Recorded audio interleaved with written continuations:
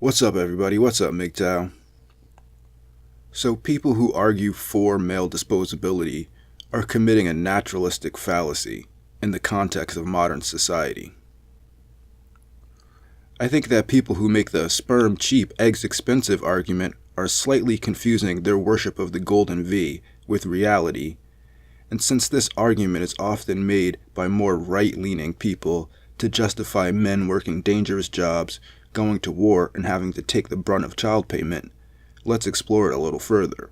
I think that what they mean by evoking the tribesman theory of male disposability is that men are not supposed to expect sexual access in exchange for their contribution to society, because women can get resources through welfare and divorce. So why should women have to have sex with the men they are receiving welfare funds from? I say this because if in the current system we quote-unquote disposed of all the men who are unmarried, the men who women are not interested in, the men who are willing to sign up for the military and other dangerous jobs, society would fall apart immediately. So therefore, these men are very far from disposable. As far as this simplistic, my sperm's cheap, my eggs expensive argument, just no. First off, about 50% of the population of Earth is men, and 50% is women. So the tribesman theory pretty much falls apart right there. Then you have to take into account that there's over 8 billion people on the planet, so that argument is a complete fail.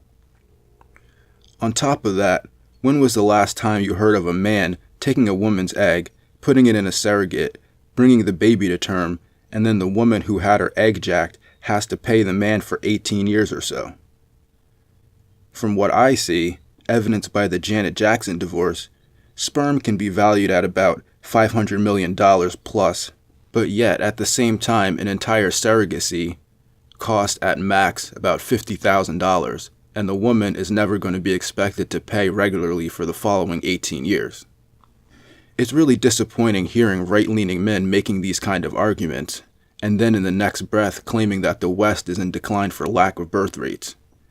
Because if men are so disposable, then why don't the top 10% of men just send out their sperm via the mail to all the women who want children, and we just cull off the remaining 90% of men, since we're so disposable?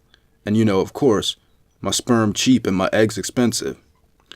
That's all I got for this one. Have a good day and go MGTOW.